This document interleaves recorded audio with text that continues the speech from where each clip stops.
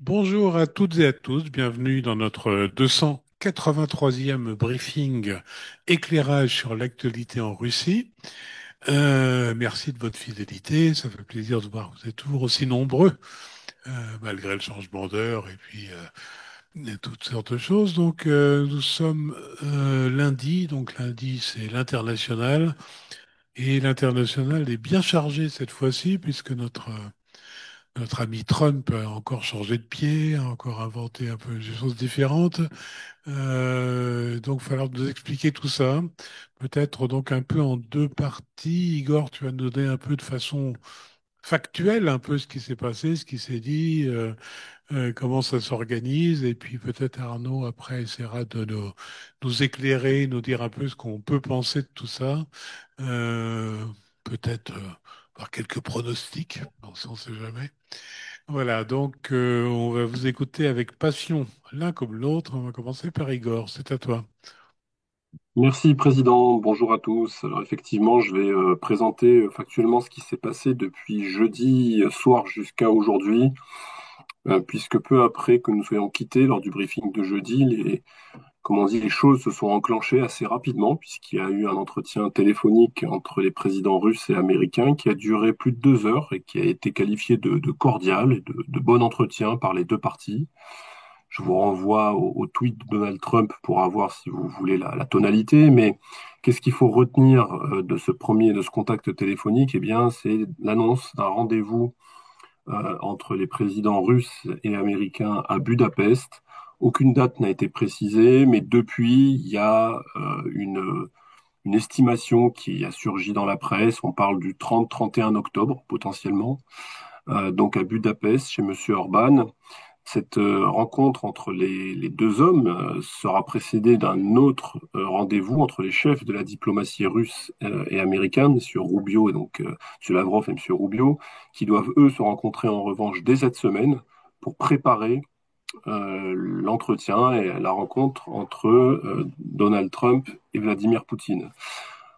Dans l'immédiat, j'allais dire, tout de suite après cet entretien, on a appris qu'il y avait un double rétropédalage américain. D'abord un rétropédalage sur les Tomahawks. Alors, c'est un rétropédalage rhétorique, on va dire, mais néanmoins, puisque Donald Trump a expliqué qu'il n'était pas opportun de livrer ce type de missile, que les Américains en ont besoin en réalité.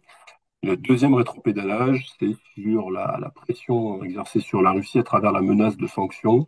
Là aussi, Donald Trump a affirmé que ce n'était pas le moment d'entreprendre de nouvelles mesures et de nouvelles sanctions contre la Russie.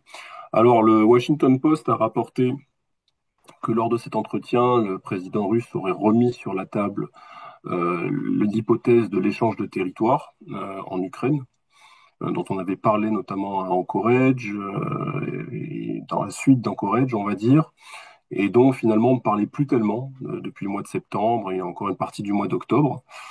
Le Wall Street Journal a également évoqué le fait que l'administration Trump entendait en réalité désormais accroître la pression plutôt sur l'Ukraine en amont de la rencontre entre Poutine et Trump, et que c'est notamment M. Witkoff, Steve Witkoff, l'envoyé spécial du président américain pour le Moyen-Orient, qui semble avoir un petit peu moins à faire depuis qu'il y a eu le sommet de Gaza, qui est en charge de mener cette politique, notamment de pression ciblée sur les Ukrainiens. Alors, parallèlement à ce ce contact téléphonique entre les deux hommes, Monsieur Dmitriev, Kirill Dmitriev, qui est le PDG du Fonds russe pour les investissements directs, a tweeté quelque chose d'assez intéressant, puisqu'il a fait part de l'idée d'un projet assez fou de construire un tunnel sous-marin à travers le détroit de Bering afin de relier l'Alaska à la Tchoukotka. Il s'est appuyé sur cela, sur des documents d'archives publiés côté américain et qui remontent à l'époque de la guerre froide, plus précisément à l'époque de M. Khrouchtchev, où un projet similaire, mais celui d'un pont, pour le coup, avait été évoqué avec les Américains. M. Dimitriev, dans son tweet, explique que ce projet de tunnel pourrait être réalisé pour un coût qu'il estime inférieur à 8 milliards de dollars, ce qui paraît en réalité assez peu probable, vu la somme annoncée. Il y a d'autres éléments qui ont fuité, je vous parlais d'Anchorage à l'instant, d'autres éléments qui ont fuité dans le Financial Times sur la teneur et le contexte du sommet d'Anchorage. puisque d'après Financial Times, Monsieur Poutine avait, comment dirais-je, rejeté, lors du sommet d'Anchorage, hein, rejeté l'offre américaine d'allègement des sanctions contre l'instauration immédiate d'un cessez-le-feu. M. Poutine avait insisté sur le fait que la guerre devrait prendre fin si l'Ukraine capitulait et cédait les territoires que ne contrôle pas l'armée russe dans le Donbass, et qu'il avait également insisté sur le fait qu'il fallait comment s'attaquer à ce qu'il appelle les causes profondes du conflit et ne pas se contenter d'un cessez-le-feu. Ceci étant dit, d'après le Financial Times, M. Poutine serait parti là encore dans une digression historique, ce qui aurait eu le don d'agacer Donald Trump, qui aurait haussé le ton à plusieurs reprises et menacé d'interrompre les discussions. Et ce serait une des explications, finalement, au fait qu'il n'y a pas eu ensuite de dîner officiel entre les délégations, alors que tout était prévu, donc à Anchorage. J'ai aussi relevé, toujours dans cette séquence-là, un entretien accordé par J.D. Vance, le vice-président américain, à la chaîne Newsmax, dans lequel il affirme que ni la Russie ni l'Ukraine ne sont prêtes, selon lui, à un accord de paix. Alors, ce qui vient un petit peu, évidemment, comment dirais-je, pondérer cette séquence de jeudi, qui s'est poursuivie avec un deuxième entretien important, qui était prévu, celui-ci, entre le président américain et Volodymyr Zelensky, qui a été pris de court par ce contact téléphonique entre les présidents russes et américains. Alors, qu'est-ce qu'il faut retenir de cet entretien entre Trump et Zelensky, qui a été plus court que celui entre Trump et Poutine? Tout d'abord, confirmation qu'il n'y a pas de missile Tomahawk à l'horizon pour l'instant. D'autre part, que M. Zelensky s'est déclaré sur le principe d'accord pour qu'un cessez-le-feu soit établi sur la base de ce qu'on appelle la ligne de contact entre les belligérants, mais il exige toujours des garanties de sécurité de la part des Européens, mais aussi des garanties de sécurité solides de la part des Américains. Alors sur la question des territoires, il s'est exprimé, il a affirmé que la question territoriale, hein, je cite, les questions territoriales sont sensibles, ce sera une phase de négociation difficile, mais je suis sûr qu'il y aura des négociations, fin de citation, et il a indiqué que lors des discussions avec le président américain, l'envoyé spécial, M. Witkoff, dont je vous parlais à l'instant, était présent et lui a fait part en fait de la proposition russe d'échange de territoire. Ce à quoi M. Volodymyr Zelensky lui a rétorqué que l'Ukraine restait sur ses positions concernant la question des concessions territoriales. Alors, Reuters a été un petit peu plus, comment dirais-je, a été un peu plus dans le détail de ce qui s'est passé lors de l'entretien entre le président ukrainien et le président Trump. D'après Reuters, ça s'est mal passé.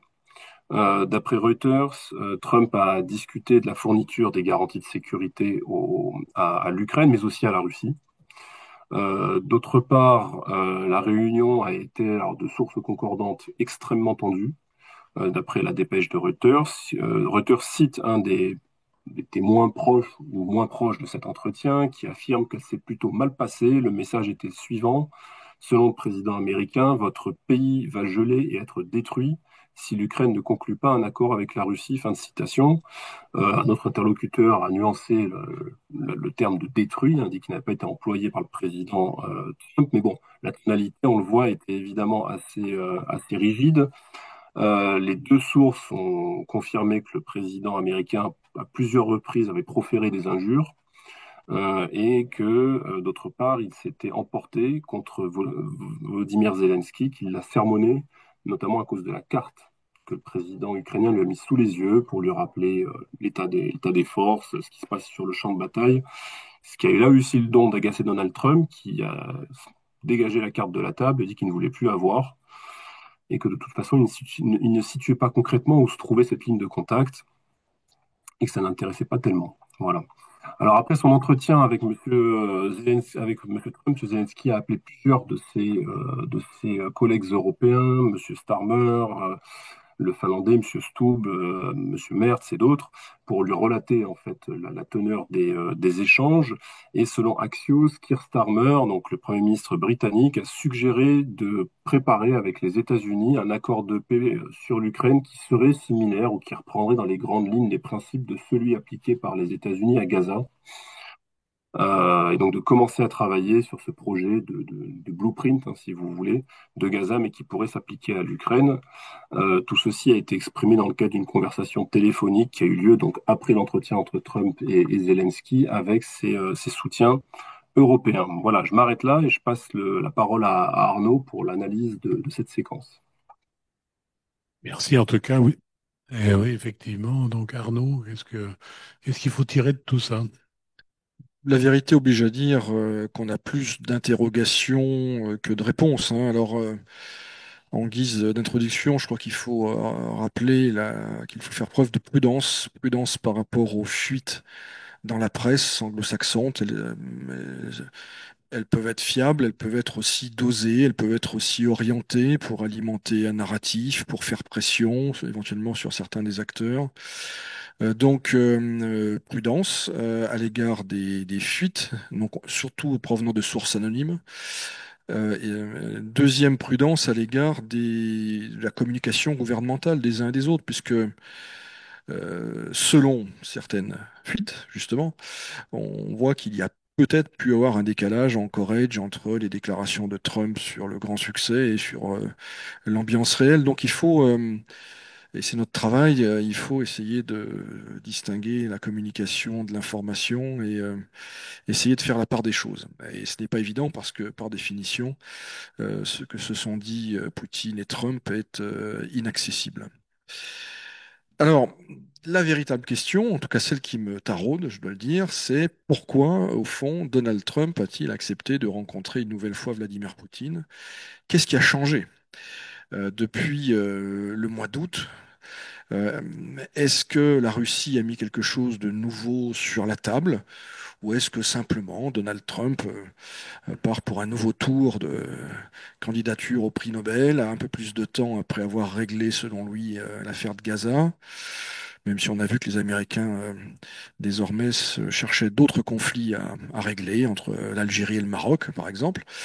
Bon, en tout cas, c'est une question à laquelle il n'est pas aisé de répondre à ce stade. Je rappelle les positions des uns et des autres cet été au moment d'Anchorage et juste après. La Russie, de façon assez constante, a refusé et refuse toujours l'idée d'un simple cessez-le-feu. Igor l'a dit. Selon Moscou, il faut un accord d'ensemble qui éliminerait ce qu'elle qualifie de causes profondes du conflit. Alors voilà, c'est l'élargissement de l'OTAN, selon la Russie. Il y a d'autres, la démilitarisation de l'Ukraine, c'est-à-dire l'encadrement finalement qualitative et quantitative de la future armée ukrainienne. Il y a aussi des questions relatives aux droits des populations russophones en Ukraine, aux droits de l'Église orthodoxe du patriarcat de Moscou, etc., etc. Euh, on peine à voir ce qui a pu changer depuis.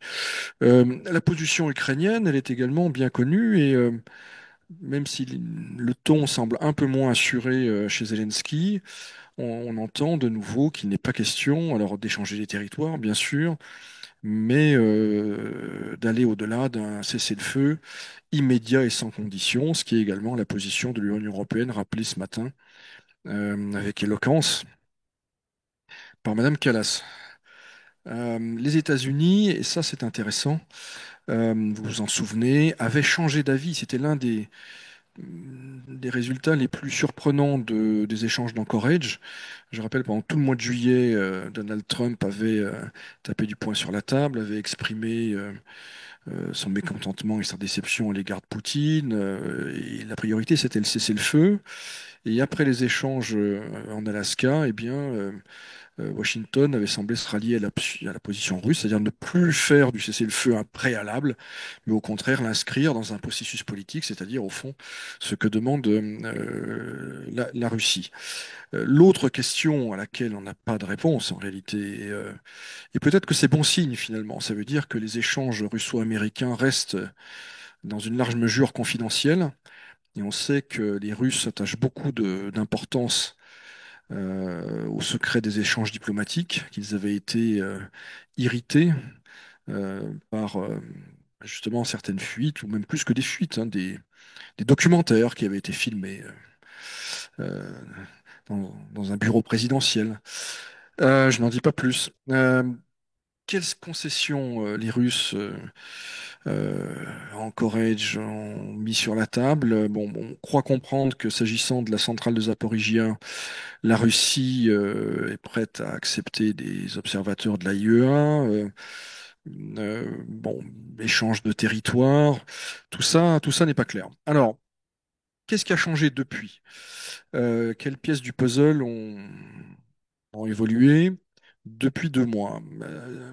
En Russie, euh, on a confirmation, et on en parle ici pratiquement à chacune de nos séances, de la détérioration de la situation économique. Au fond, beaucoup d'indicateurs sont passés à l'orange. Euh, la situation n'est pas critique à court terme. Je maintiens personnellement que pour les 18 mois qui viennent, la Russie pourra continuer à financer son effort de guerre sans trop de problèmes, mais on voit bien que elle a mangé son pain blanc et que les trajectoires de croissance à 4%, qui étaient très artificielles quelque part, ne sont plus à l'ordre du jour. Donc un contexte économique plus morose, dont le Kremlin ne peut pas faire abstraction. Une campagne militaire, on ne va pas s'étendre sur les aspects militaires, on a toujours veillé ici à ne pas entrer dans les détails pour des raisons que vous comprendrez, mais il y a deux choses. Il y a sur le terrain la ligne de front, un grignotage réel qui se poursuit, hein, et aujourd'hui l'armée russe est en passe d'entrer dans des bastions ukrainiens comme voilà, Pokrovsk, Liman, Konstantinovka, Kupiansk. C'est en train de se produire à l'heure où on vous parle. Ceci dit, ce n'est pas extrêmement spectaculaire en termes de kilomètres carrés, mais il y a, vous le savez, une autre dimension dans cette guerre, une guerre d'attrition, et on sait que la Russie bombarde de façon très systématique, très méthodique, les infrastructures et les infrastructures industrielles, les infrastructures également ferroviaires. Et ça, c'est plus difficilement mesurable, d'autant plus que paradoxalement, on a moins d'informations en provenance d'Ukraine sur les résultats des frappes russes que sur les résultats des frappes ukrainiennes en Russie. Qu'est-ce qui a bougé pour l'Ukraine? L'Ukraine a enregistré quelques succès, hein. On a parlé ici des frappes de drones sur les raffineries russes qui ont entraîné une baisse de production, là aussi qui est difficile à mesurer, mais probablement entre 10 et 15% de produits raffinés. Mais la contrepartie, si j'ose dire, ce sont les rétorsions russes qui ont durement frappé le potentiel de production gazière de l'Ukraine. Je rappelle que l'Ukraine consomme en grande partie son propre gaz et les centrales électriques. Et donc l'hypothèse d'un hiver particulièrement dur pour la population est une hypothèse qui devient de plus en plus réelle chaque jour. Euh, donc l'Ukraine n'est pas forcément en meilleure position aujourd'hui qu'au milieu de l'été, même plutôt le contraire.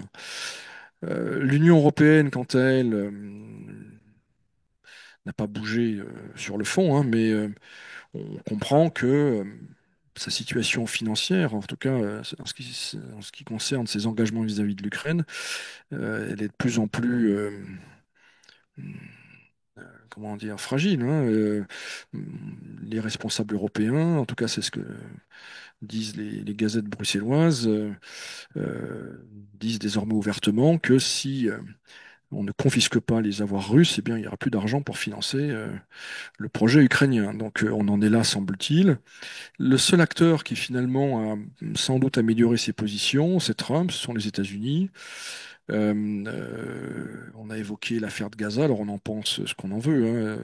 Mais en tout cas, en termes de, oui, de perception de la capacité américaine dans le monde et singulièrement au Moyen-Orient, l'image s'est évidemment renforcée et donc peut-être que ça a redonné, je dirais, envie à Trump de s'atteler à ce dossier ukrainien dont il a admis qu'il était plus complexe qu'il l'avait imaginé au début. Alors, Budapest, que peut-il se passer?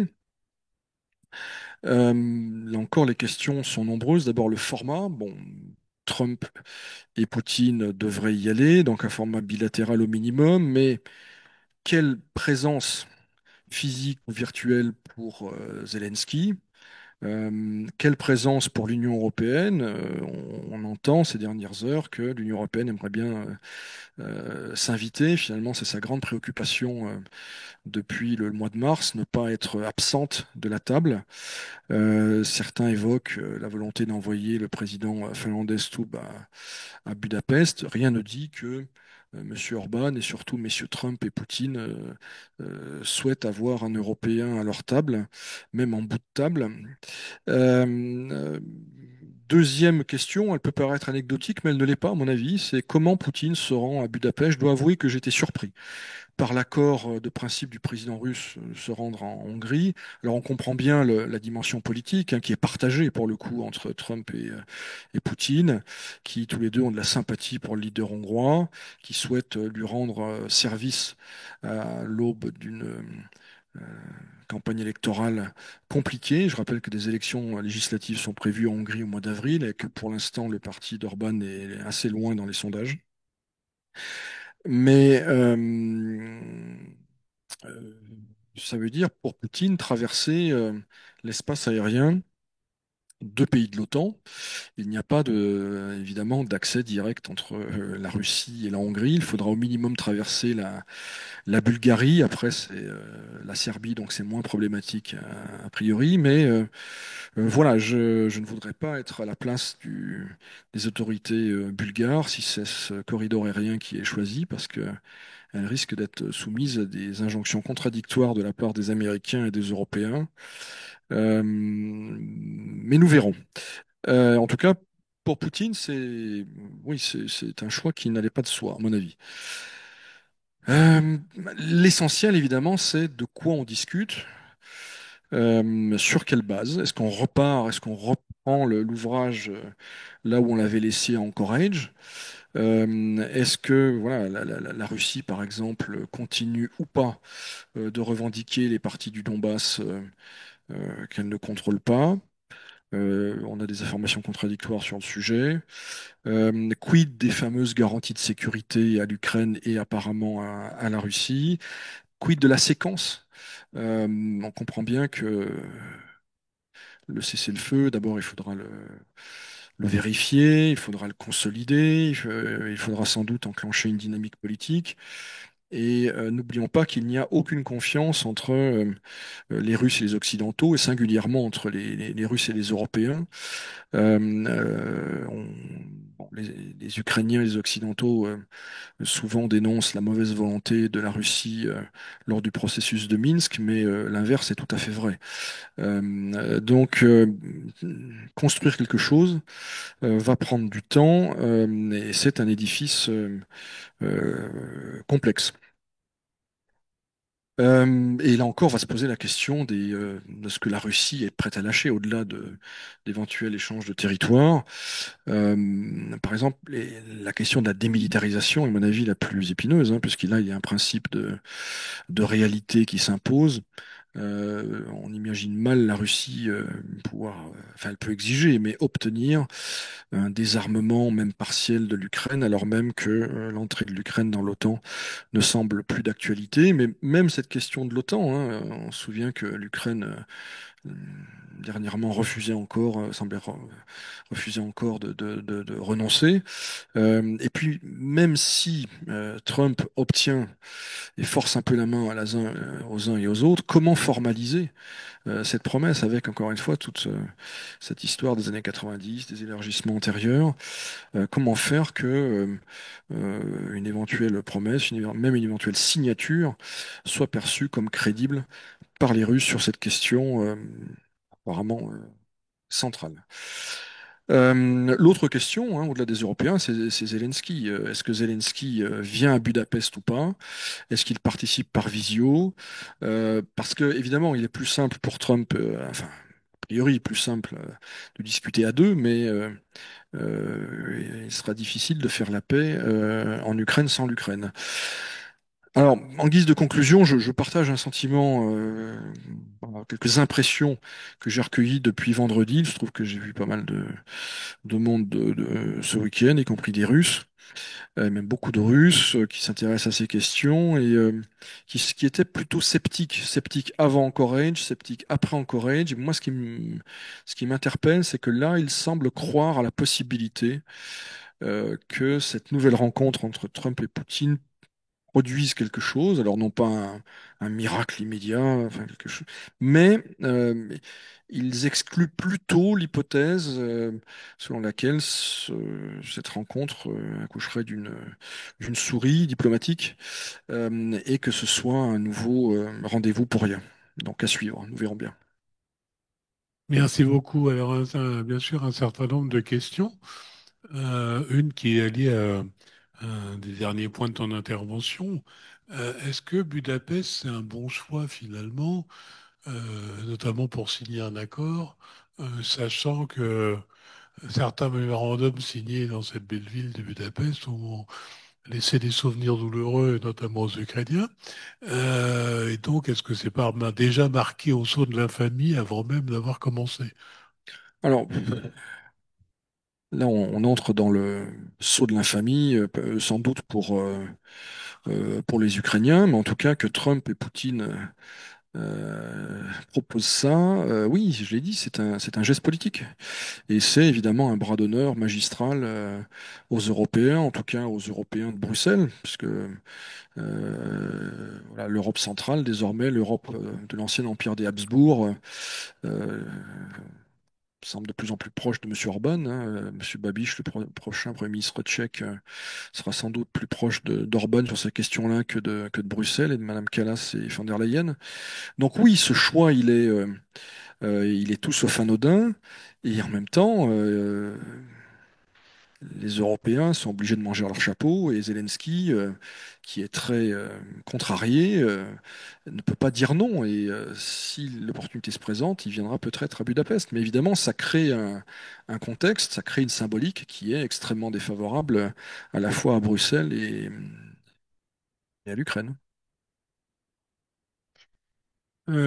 Concernant l'arrivée de Poutine avec le survol, j'ai lu dans plusieurs endroits, dis-moi si tu en penses la même chose, que en fait le cas est prévu, c'est-à-dire qu'il serait autorisé enfin dans le cadre même des sanctions, à survoler le territoire si c'était dans le cadre d'une œuvre de paix, enfin si c'était pour aller négocier la paix, des choses comme ça. Donc, est-ce que ce serait pas une ouverture justement pour le laisser passer? Oui, bien sûr, mais quand on connaît un petit peu nos amis russes et quand on connaît les précautions immenses que prennent les services de sécurité lorsqu'il s'agit des trajets du président, même sur le territoire national, on imagine que ça va créer un peu de stress, je pense, oui, chez quelques généraux du FSO et d'autres structures russes. Il y a l'aspect, encore une fois, légal, il y a l'aspect aussi très concret, très sécuritaire. Ceci dit, on imagine mal les autorités bulgares, le cas échéant, abattre ou intercepter l'avion de M. Poutine. Mais ça ne va pas de soi. C'est un point qui a dû oui, qui a dû susciter quelques réflexions chez Poutine dans son entourage. En tout cas, c'est une forme de pari politique, oui. Ils estiment que Budapest vaut bien un voyage présidentiel, à la fois pour le symbole que représente Orban au sein de l'Union européenne, et évidemment, puisque la partie américaine était d'accord également pour ce choix-là. Alors, plusieurs auditeurs s'interrogent sur un certain nombre de fois qu'on utilise le terme échange de territoire. On parle de quoi concrètement? Parce que les pauvres Ukrainiens ont plus grand-chose à échanger. C'est qu'est-ce qu'ils vont donner qui n'est pas déjà donné d'une certaine façon, bien involontairement. Oui, surtout que l'occasion, on parle de territoire, d'échange de territoire ukrainien contre des territoires ukrainiens. En tout cas, d'un point de vue, du point de vue droit international. Donc, à vrai dire, on ne sait pas ce qui a été discuté. Ce qui paraît vraisemblable, c'est que, en tout cas, à l'époque d'Anchorage, je ne sais pas si c'est toujours d'actualité, la Russie aurait pu accepter de rétrocéder ce qu'elle contrôle dans la région de Kharkiv, dans la région peut-être de Dniepropetrovsk. Pour le reste, il y a aussi, on avait parlé, hein, la région de Nikolaïev, c'est 1%, mais c'est très stratégique. C'est la péninsule de Kinburn. Moi, j'ai l'impression qu'on s'achemine plutôt vers le cas échéant, vers un gel sur la ligne de front. Donc, par exemple, la région de Kharkiv, c'est là où les Russes sont en train de gagner le plus de territoire en ce moment. Donc, euh, à voir. La position ukrainienne, c'est de dire on n'échange pas nos territoires contre nos territoires. Ça paraît assez logique et audible. Euh, l'autre question, j'en ai parlé, c'est la centrale Zaporizhia. Mais là, c'est pas une question territoriale. On parle plutôt de fonctionnement, d'approvisionnement électrique, mais c'est très important dans un contexte de pénurie croissante en Ukraine, à la suite des destructions récentes de centrales électriques. Gilles, si tu permets, peut-être pour compléter le propos d'Arnaud, moi, ma compréhension, c'est que ça n'a pas beaucoup bougé depuis Anchorage en réalité pour les Russes. C'est-à-dire que en réalité, ce qu'ils appellent l'échange de territoire, c'est la récupération donc de ce qui ne contrôle pas encore les 25% de la région de Donetsk, avec la fameuse conurbation Slaviansk-Kramatorsk, qui est la forteresse du Donbass que tiennent les Ukrainiens, où ils attendent la grosse bataille depuis 2014, en réalité, contre la renonciation aux prétentions sur les deux autres portions de territoire des régions de Kherson et de Zaporozhye qui ne contrôlent pas encore. Zaporozhye, c'est 30% environ. Kherson, c'est sensiblement pareil, mais c'est plus compliqué encore à prendre à cause du fleuve. À mon avis, c'est ça ma compréhension, ce qui rejoint l'hypothèse du gel des hostilités le long de la ligne de contact. D'une part, et d'autre part, l'article du Washington Post est assez en réalité confus parce que cet article explique que les Russes seraient prêts à rétrocéder des territoires qu'ils tiennent dans les régions de Kherson et Zaporozhye qui ont été formellement annexés donc en septembre 2022. Donc, ce qui paraît quand même assez peu réaliste, un peu crédible. Moi, je pense plutôt pour ce que j'expliquais juste avant, à mon avis, c'est ce qui était dit à Anchorage. On cesse les offensives contre ces deux axes de la région de Zaporozhye et de Kherson, où il se passe en réalité des choses. On n'en parle plus tellement de Kherson, mais il y a une préparation, on va dire, qui est faite sur une des îles qui est dans le delta où est fait Kherson depuis plusieurs jours, avec des bombardements extrêmement lourds et ciblés pour éventuellement créer une tête de pont en vue d'offensive sur la ville de Kherson qu'ils ont évacuée dans les conditions dont on se souvient il y a quelques années. Bon. À mon avis, c'est ça la question de l'échange de territoire. Ce qui revient à dire ce qu'expliquait Arnaud, pour les Ukrainiens, c'est en échange des territoires qu'on tient contre des territoires ukrainiens que on tient aussi. Donc pour eux, c'est évidemment difficilement compréhensible. Euh, D'ailleurs, justement, c'est visiblement Zelensky semble avoir plus ou moins, enfin, prêt à accepter un cessez-le-feu sur la ligne de front. Mais pour les Ukrainiens, c'est quoi l'après? Bah, c'est déjà, vu du point de vue de M. Zelensky, c'est de ne pas lâcher justement ces 25-30% du Donbass qui tiennent encore visiblement parce que ce serait interprété manifestement par la société ukrainienne comme une capitulation. Bah, si jamais ils évacuent cette portion qui a été lourdement fortifiée. Et donc ça, c'est déjà un premier problème. Deuxième élément, c'est le paysage politique, puisqu'il y a toujours ce sujet des élections en Ukraine en vue de justement l'après, c'est-à-dire la signature d'un accord de paix en bonne et due forme que les Russes ne veulent pas signer avec Zelensky actuellement pour les raisons qu'on a déjà évoquées, le fait que son mandat soit périmé, le fait que le mandat de la Rada aussi soit déjà périmé. Et c'est qu'il y a un argument auquel M. Trump semble être, comment dirais-je, sensible. Et donc, c'est la préparation d'élections, mais qui ne peuvent pas se dérouler dans un pays, évidemment, qui est bombardé tous les jours. Et donc, ça nécessite préalablement un cessez-le-feu, avec une feuille de route derrière, en vue d'élections anticipées, enfin, d'élections anticipées, non, d'élections tout simplement présidentielles et législatives. Et ça, c'est donc des choses qui pourraient, si jamais ce scénario prend forme, se dérouler en 2026. Du reste, on sait si ces potentielles élections seraient concomitantes, présidentielles et législatives, ou une précéderait l'autre. J'ai pas le déroulé, j'ai l'impression que c'est la présidentielle qui est la plus attendue. En tout cas, comment dirais-je, on voit des protagonistes déjà se préparer. Monsieur Zaloujny, qui est le principal, hein, qui est quand même une opération de communication autour de lui qui sont organisées à travers dans différents médias avec des entretiens, des interviews. Lui, on lui prête quand même certaines ambitions présidentielles. Monsieur Boudanov aussi, hein, le chef du GOUR, qui est lui aussi manifestement pourrait être en lice et dispose d'une certaine popularité apparemment. Il y a d'autres anciennes figures à qui, en revanche, on a fait en sorte comment dirais-je, de les exclure. Donc, M. Poroshenko, par exemple, qui est poursuivi en justice pour différentes affaires. Donc, lui, il est complètement mis sur le côté. Madame Timoshenko, j'ai du mal à imaginer. On l'a vu ressurgir récemment dans les médias, faire des prises de parole, mais ça paraît quand même difficile à imaginer. Et Monsieur Klitschko, maire de Kiev, mais là aussi, c'est assez controversé. Et alors, une figure qui est assez controversée aussi, qui paraît peu audible, mais qui cherche à se mettre en avant, c'est Monsieur Arestovitch, qui essaye en réalité de se positionner comme le candidat le plus russo-compatible, vu ses prises de position, notamment durant la dernière interview qu'il a accordée à Madame Sobchak, qui a fait couler beaucoup d'encre. Est-ce qu'un candidat russo-compatible aurait quelque chance de gagner? Non, mais Arestovitch, il pèse entre 1 et 2% aujourd'hui dans les intentions de vote. Donc, il est assez inaudible en réalité, même si à une certaine époque, il bénéficiait d'une certaine aura, apparemment, mais aujourd'hui, il est très marginal. Et il est tellement peu apprécié des Russes qu'ils l'ont classé dans la liste des terroristes. Donc, ce n'est Ah oui, certainement pas le candidat du Kremlin. Comme Monsieur Boudanov, d'ailleurs. effectivement une compatibilité qui semble un peu limitée. Avant-dernière question.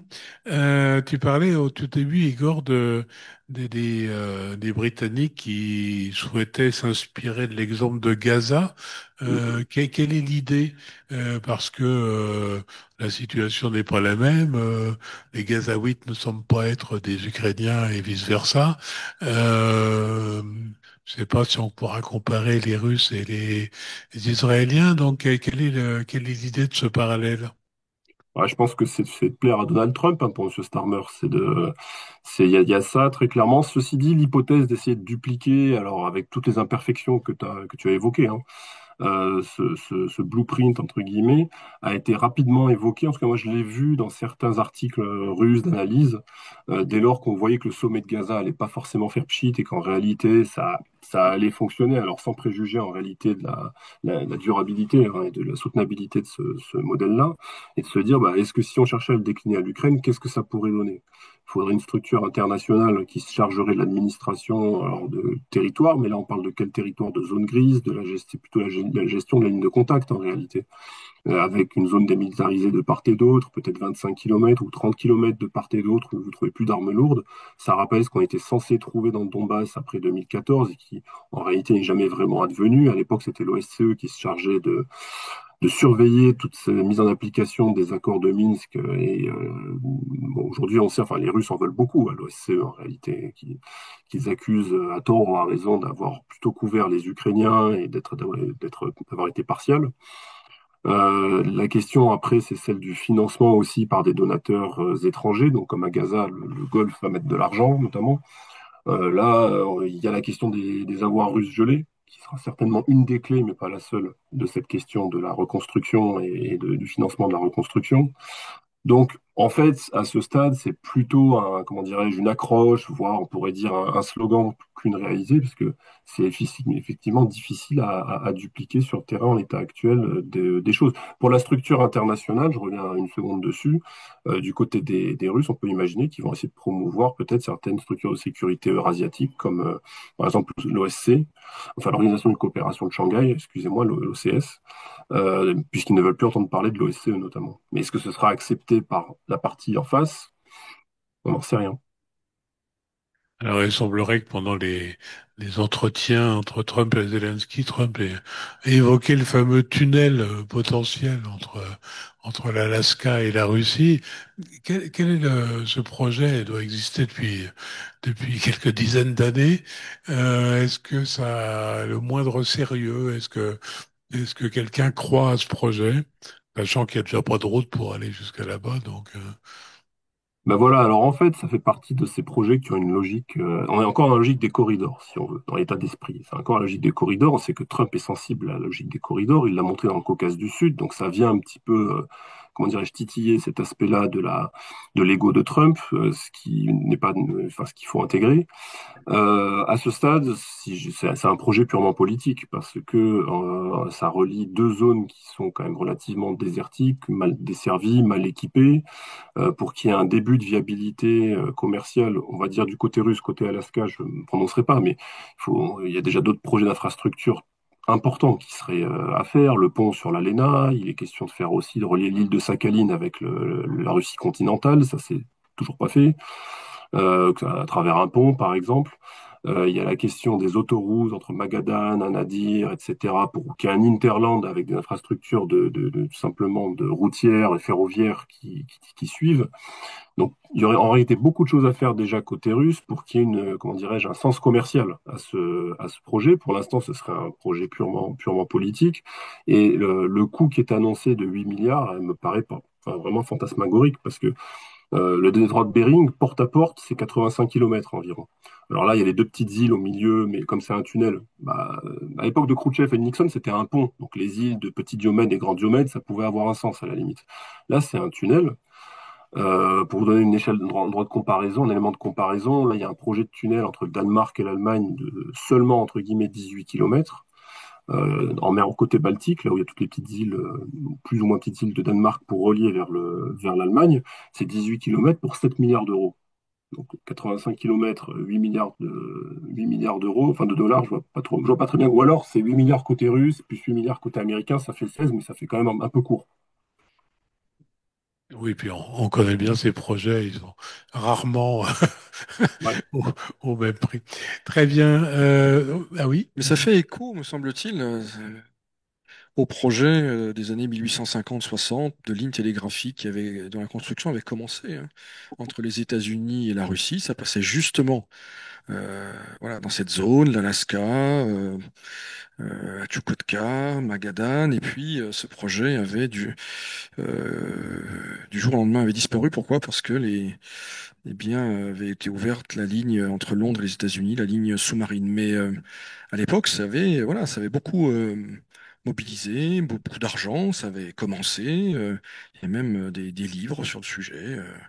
Que je vous conseille, début des années 1860, des Américains qui construisaient des lignes télégraphiques dans l'Est russe. Donc voilà, ça fait écho à cet imaginaire-là, ça nous ramène un peu en Alaska, voilà, ça souligne la continuité géographique ou la proximité géographique et donc potentiellement politique entre les deux puissances. C'est là-dessus que joue M. Dmitriev, je pense. Bien, dernière question, je la laisse à votre sagacité. Le 31 octobre, jour de la rencontre, c'est également Halloween. Faut-il y voir un signe? Nous ne sommes pas païens. Bien. Merci à tous les deux. C'était passionnant comme toujours. Nous nous retrouvons jeudi. Alors, sans Igor, qui prend quelques vacances. Après tout, tout peut arriver. Mais même les meilleurs ont besoin de se rafraîchir l'esprit quelquefois. Donc, bonnes vacances. Et tout tiendra sur les larges épaules d'Arnaud, qui sera bien entendu tout à fait capable d'assurer l'ensemble de la prestation. Donc, rendez-vous jeudi, 17 heures comme toujours. Et d'ici là, bien entendu, la CCI France se tient à vos côtés. Tenez bon.